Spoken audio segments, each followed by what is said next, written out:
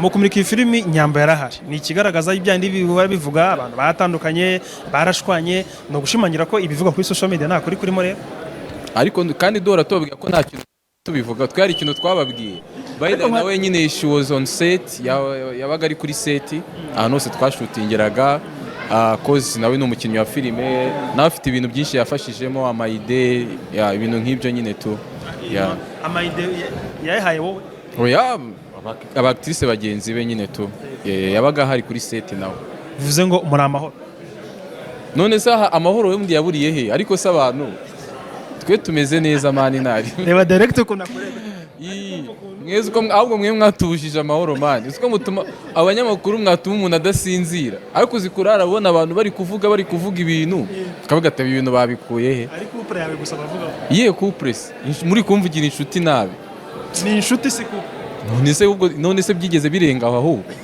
mitatiti abanyamakuru muri babi mwigize abaremyi neza tu so bivuze ngo twaremye urukundo rudahari turakundana ariko nyine apana urukundo mwe mutekereza tu yego mukundana uruhe none se nyine nawe utangiye kwigira wa munyamakuru biruko bazi ibintu ibirayi urabona ngo ibirayi ngo urabona ngo biriya bintu wabibonye utera kandi nawe ari kubibona ni kausuku wa mipangu wa Mungu wanyu mwami w'abagore umva papa nje nahuye n'abahungu bafite imbwa y'amafaranga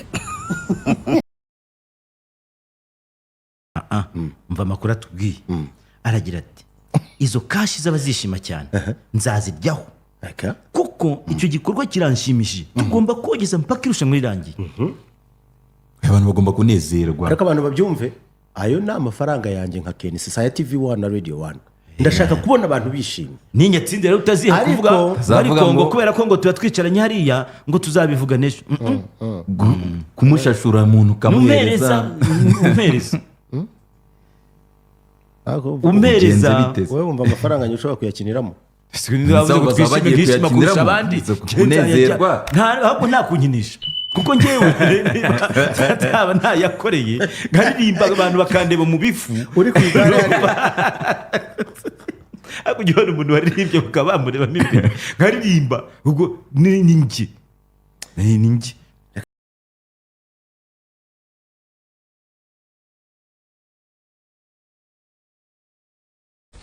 kandi wasanga hari umuntu ufite ikibuno kinini umuzigo w'inyuma munini akaba akigenda n'amaguru wasanga hari umuntu ufite ikibuno kinini akaba akijya gutega bisi agatega za moto n'urubuno rugera inyuma iyiye abandi bafite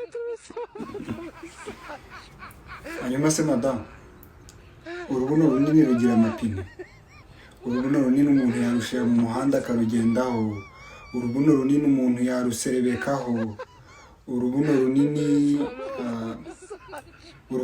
umuntu yarushira mu mazi nko mu kiyaga cyangwa mu nyanja akarugendaho nk'ubwato urubuno runini umuntu yarushira mu kirere akarugurukaho urubuno runini umuntu yarujyana ahantu bagurisha imodoka akavuga ngo mfite urubuno runini ngo mumpereze imodoka ari igihe abantu bajya kuvuga ibintu mudateke ubwo se nanjye mvugeho kubera ko mfite imijisho minini iyo habaye nijoro ntabwo njya nkenera itoroshi ndagenda nkajya mu muhanda ngahita mpita high beam nkagenda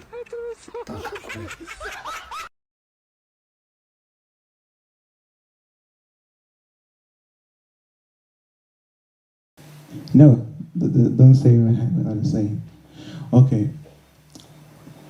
Iki ni igihe gikomeye cyane kuri njyewe. All along nifuzaga ko I really wish that you can give me the permission of legalizing myself to call you my real wife. So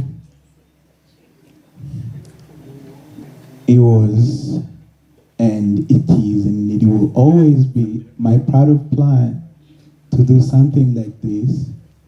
As you can see, I have something here, and you can make me the happiest man alive by telling me that you will marry me. Will you marry me? Perezida Kagame ntakozwe ibyo kuba ari umwana we wazamusimbura ku butegetsi. Perezida Paul Kagame avuga ko adashyigikiye ibyo kuba hari umwe mu bana be wazamusimbura ku butegetsi kuko u Rwanda atari ubwami. Umukuru w'igihugu cy'u Rwanda yabitangarije umunyamakuru François Soudan usanzwe ari umwanditsi mukuru w'ikinyamakuru Jeune Afrique mu gitabo cye yise Conversations with the President of Rwanda. Kuri page ya 91 y'iki gitabo Soudan yabaje Perezida Paul Kagame niba yifuza kubona abana be muri politike byaba ngombwa umwe muri bo akaba yamusimbura ku butegetsi. Perezida Paul Kagame yamusubije atabishyigikiye ati u Rwanda si ingoma ya cyami kandi ubu bwoko bw'imigirire irimo ikene wabo kuragana ubutegetsi n'itonesha rishingiye ku muryango ntabwo ariko dukoramo ibintu. Icyo nizeye ku bana banjye kiroroshye cyane nuko bakwihitiramo ahazaza habo ubwabo ntabwo batandukanye n'abandi banyarwanda.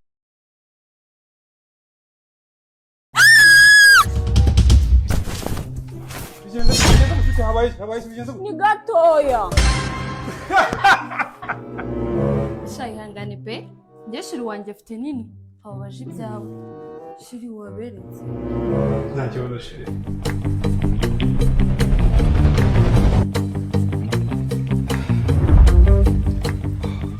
iPhone 17 Pro. Nawe urasaba gutunga nini bro? Igitaramo ariya kwa Coach Gaël cya old school. Noneho abantu bose bazambaye amaplante. Noneho nari nigeranye na Coach Gaël nandi kumanda. Ono yari yambaye igiplante cya kintu cy'abagore. Nicaye nyuma no munageze gutya arashimye arakegura arashima gutya. Nubwo bwa mbere rese numva nyine seko zijemo zanyaza. Uhitamo n'umuntu useriye urumva yatayemo plante urumva akahita yegura akishima gutya. Mama yangu game over. Hari abantu batazi gusomana guys ku buryo ujya kumusoma bagashaka ururya nyine nyakara. Abazahari uretse ndayizi ugasanga niba ngiye ubwanye naye mbyita ngo kurya ururimi. Guys ntago ari kuryana ururimi turi gusomana bivuze ngo it's sweet ni ikintu cyiza. So niba nkurya ururimi niba wasanga namubwiye gutyo adashaka kumubabaza agahita amubwira ati bineri sese mu by'ukuri ari uncomfortable ari gusomana nawe. Iyo Tycoon wagwana ugiye kumbwira ikintu kigushimisha ku mukobwa ashobora kugukorera ukavuga ati voilà. Ebana ikintu kinshimisha cyangwa se ikintu umukobwa yankorera nkishima. Ebana iyo mbwiye ngo aritegera tu like cyangwa kujya kubona kugezeho nta tike yakwatse bro bisa neza umuntu ubona ari class bamubaza ngo aranywikiye kaba I'm good nyine akakwereka ko atashaje kurya ntagaje mu bukwe ntago aje mu kiriyo yewe nta nubwo aje muri bidi aje because of you biba bisa neza biba biri smooth nta mugabo utabikunda tugana ku musozo ariko abakobwa ni sawa tu urakubyereka turebe uzi ko bisezeranyije ariko turabura ariko pepe telefone zuba habona we igira gatapinga amagurike barahabona kanogeze urumuri bwari isezeranyije urumva twabanje turavuga ati reka turebe Adamu na Eva reka mubwize ukuri icyo baturusha iyi niyo couple ya mbere giye mbona twagiye gusezerana reba indirimbo reka da yori ko wagira bayikuye muri frigo kuna mayina bigarukaho bavuga ukuntu abana b'abakobwa bajya muri Dubai bagera muri Dubai basa neza ukabona amafoto ukabona bambaye neza ariko ngo bagera muri Dubai ugasanga umwana w'umukobwa yagiye azingagiye kuryamana n'umuntu cyangwa se ngo bamubeshya akazi ariko yagera ngo ugasanga asambanyijwe n'abantu barenga nk'icumi bamuziritseho inzoka. Twagiye tubibona mu biganiro, twagiye tubibona ko bazana ngo n'imbwa zikaba zaryamana nabo, twagiye tubibona kandi ibyo ngibyo wenda bitari biri mu byo bari bumvikanye, cyangwa se ngo ugasanga babategetse ko bagomba kubiherera mu kanwa cyangwa se abo babatumijeho bakaba bakwiherera bakabwira wa mwana w'umukobwa ngo rijya biriya twebwe tumaze kwiherera.